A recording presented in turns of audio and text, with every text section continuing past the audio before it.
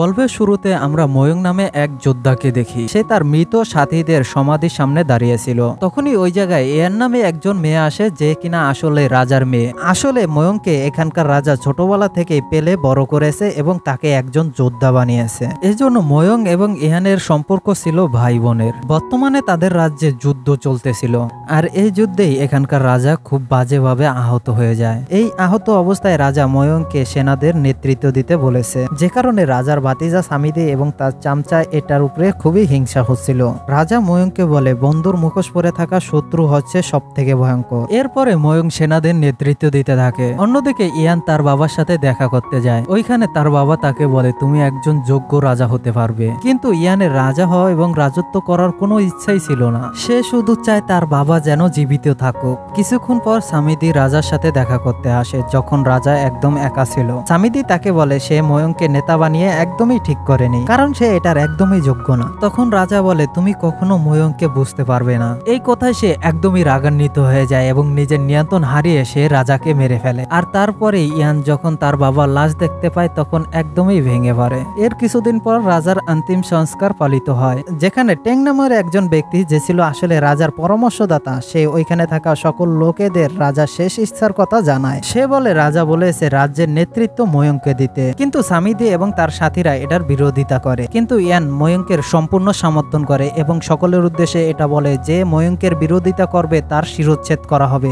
এভাবে ইয়ান রাজার কাজ চালিয়ে যাচ্ছিল এবং ময়ং সেনাদের নেতৃত্ব দিচ্ছিল। এ কারণে সামিদি ইয়ানের উপরে খুবই রাগান্বিত হয় এবং রাজার পদ থেকে তাকে সরানোর ষড়যন্ত্র শুরু করে। সে রাজ্যের মধ্যে গুজব ছড়াছিল যে কোনো মেয়ের কোনোভাবেই রাজ্যের রাজা হওয়া উচিত নয়। অন্যদিকে ময়ং ভাবতেছিল ইয়ানকে একজন যোগ্য রাজা হিসাবে গড়ে তুলতে তাকে ট্রেনিং করাতে হবে। তাই ইয়ানকে সে বলে, এখন থেকে তোমার আমার সাথে ট্রেনিং করতে হবে যতদিন পর্যন্ত তোমার না রাজ্য অভিষেক হয়। তারপরে ময়ং ইয়ানকে ট্রেনিং করায়। ট্রেনিং করার সময় ইয়ানকে অনেক বিপদের সম্মুখীন হতে হয়, কিন্তু সে হার না মেনে চেষ্টা চালিয়ে যাচ্ছিল, কারণ সে চায় তার বাবার মতো সেও একজন যোগ্য রাজা হবে। এভাবে কিছুদিন প্র্যাকটিস করার পর সে তীর সহ বাকি সকল কিছুতে ধীরে ধীরে একজন পারদর্শী হয়ে উঠছে। একদিন যখন ইয়ান তার ঘোড়ার সাথে একা ছিল, তখন সামিদি তার কিছু লোককে ইয়ানকে মারার জন্য পাঠায়। কিন্তু এখানে আমরা দেখি ইয়ান তার ট্রেনিং এর কারণে ওই সকল লোকেদের সাথে লড়াই করে বেঁচে যায়। তারপরও সেই লোকগুলো তার পিছু ছাড়েনি, আর এরই মাঝে তার একটি তীর লেগে যায়, যে কারণে সে ঘোড়া থেকে ছিটকে নিচে পড়ে যায়, আর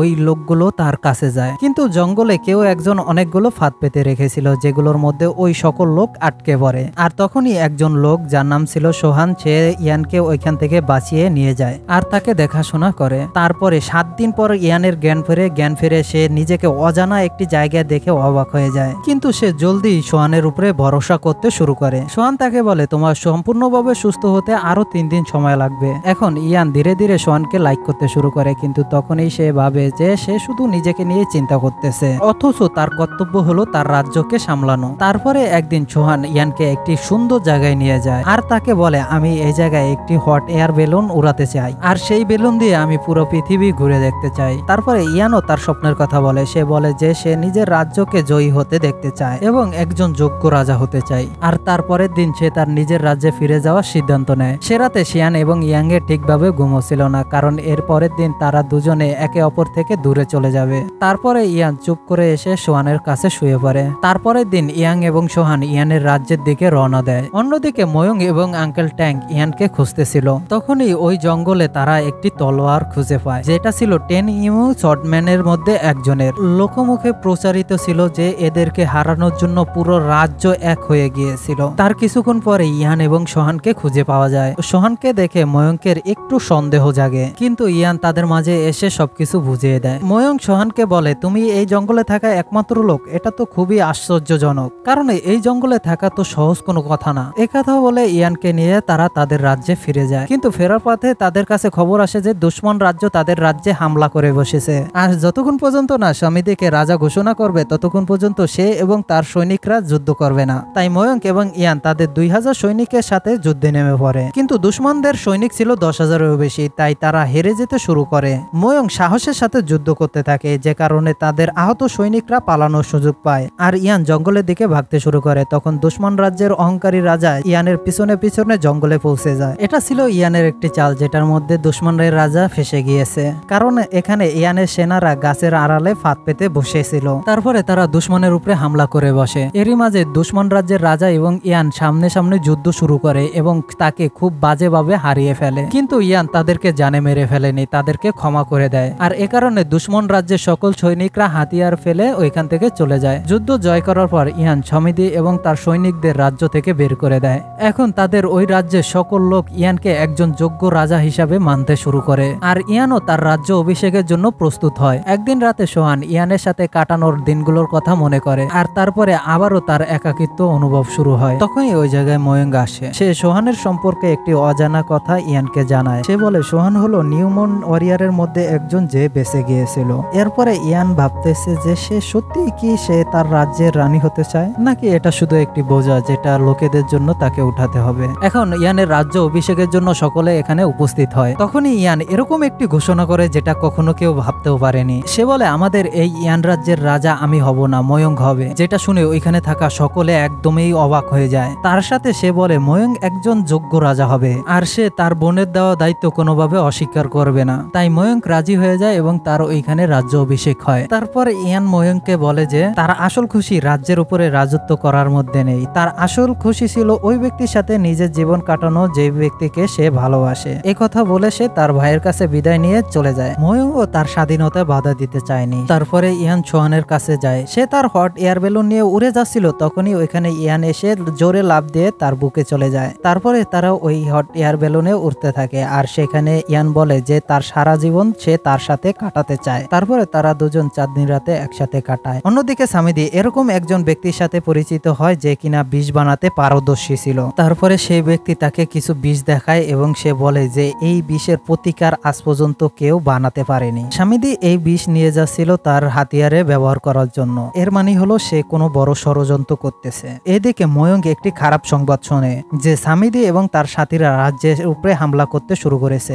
আঙ্কেল ট্যাং ময়ঙ্ককে বলে যে সামিদির নিশ্চয়ই কোনো বড় পরিকল্পনা রয়েছে, আর এ কারণে আমাদের রাজ্যের সুরক্ষা আরো বাড়িয়ে দেওয়া উচিত। কিন্তু ময়ঙ্ক তার বোনকে নিয়ে চিন্তিত ছিল, তাই সে একাই তাকে খুঁজতে বের হয়। আর সে সোজা ওইখানে চলে যায় যেখানে নিউমন ওয়ারিয়ারের তলোয়ার গাড়া ছিল, এবং সে ওই তলোয়ারটি উঠে নেয়, যে কারণে ওই জায়গায় কিছুটা গোলমাল শুরু হয়ে যায়। আর সোহান বুঝে যায় যে কেউ না কেউ তলোয়ারটি উঠিয়েছে। তখনই সোহানও এই জায়গায় পৌঁছে যায়। তার সাথে সাথে ময়ঙ্ক তার উপরে হামলা করে বসে, যেন সে জানতে পারে যে সে কি সত্যি নিউমন ওয়ারিয়ারের মধ্যে একজন। তাদের মধ্যে বড় একটি লড়াই সংগঠিত হয়, যেটার মধ্যে সোহানের স্কিল দেখে ময়ঙ্ক হার মেনে যায়। আর সে এটা কনফার্ম হয়ে যায় যে সে নিউমন ওয়ারিয়ারের মধ্যে একজন। তার সাথে সাথে সে এটাও বুঝে যায় যে সে তার বোনকে ভালোভাবে সুরক্ষিত রাখতে পারবে। তারপরে ময়ঙ্ক সোহানকে সমিতির পরিকল্পনা সম্পর্কে বলে এবং তার সাহায্য চায়। সোহান এই কথাটির গভীরতা বুঝতে পারে এবং সে ভাবে যে হয়তোবা তারকে ভবিষ্যতে আবার তার তলোয়ার উঠাতে হবে। এরপরে ময়ঙ্ক তার নিজের রাজ্যে ফিরে যায়, কিন্তু ওইখানে চারদিকে একদম নীরবতা চেয়েছিল।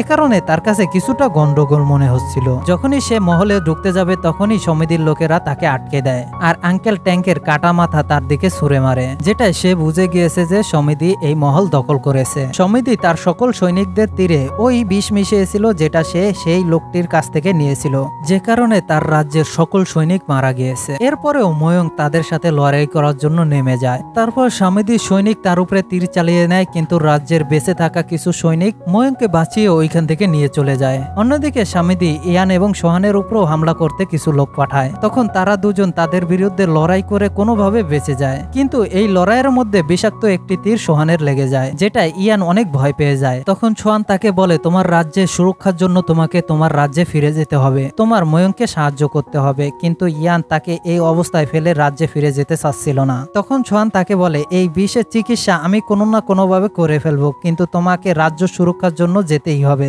এরপরে ইয়ান না চেয়েও রাজ্যের উদ্দেশ্যে রওনা হয়। পরের দিন ময়ঙ্ক সমিতি এবং তার সৈনিকদের বিরুদ্ধে লড়াই করতে একা চলে যায়, কারণ তার রাজ্যের সকল সৈনিক তাকে বাঁচাতে গিয়ে মারা গিয়েছে। একা হওয়া সত্ত্বেও সে খুব সাহসের সাথে লড়াই চালিয়ে যায়, আর লড়াই করে সে খুব বাজেভাবে আহত হওয়ার পরে সে সমিতিকে একা লড়াই করার চ্যালেঞ্জ জানায়। কিন্তু সমিতি এটা খুব ভালো করেই জানে যে সে ময়ঙ্কের সাথে লড়াই করে কোনোভাবেই পারবে না, তাই সে তার সৈনিকদেরই তার সাথে লড়াই করতে পাঠায়। এরই মাঝে ইয়ান এখানে এসে পড়ে এবং সে সমিতিকে জিজ্ঞাসা করে সে কেন এটা করছে। তখন সমিতি তাকে বলে তার রাজা হওয়া প্রথম থেকেই নির্ধারিত ছিল, এবং সে জোশে এসে এটাও স্বীকার করে নেয় যে সে ইয়ানের বাবাকে মেরেছে।